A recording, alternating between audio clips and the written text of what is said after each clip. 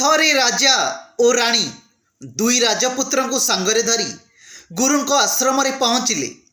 गुरु हाथ में निजर दुई पुत्र को समर्पी दे राजा कहले, गुरुदेव मोर ए दुई पुओ अत्यधिक प्राचुर्य और स्नेह हेतु बिगिड़ी जाइछन्ति।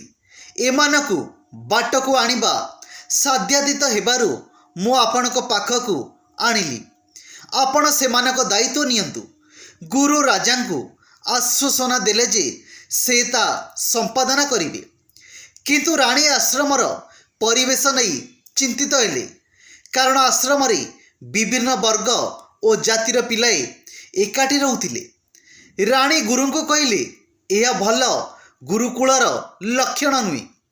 आपण केवल उच्च वर्णर पिलामानकु निज आश्रम शिक्षा देवा दरकार, कारण नीच वर्णर लोक जो काम करती से सेमाने निजे अपरिच्छन्न रहती, सेमानक द्वारा अन्य माने आक्रांत हेबार संभावना अछि। गुरु कहले, आपणक दुई पुओ अबाटरे जाउछन्ति बोली सेमानकु सुधारिबार दायित्व मते देइछन्ति।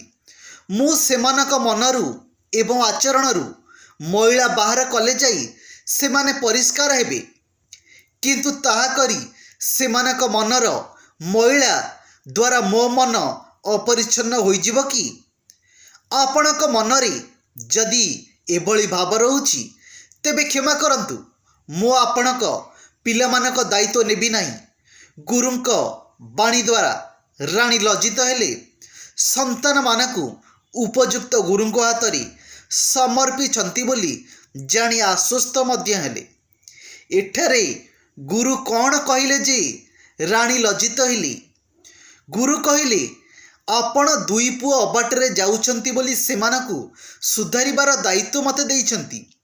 मु सेमानक मनरु एवं आचरणरु मैला बाहर कले जाई सेमाने परिष्कार हेबे, किंतु ताहा करी सेमानक मनर मैला द्वारा मो मन अपरिच्छन्न होइजिब कि? आपणक मनरे जदि एभली भाव आछुछि तेबे क्षमा करंतु। एई कथाटी पई राणी लज्जित होइतिले।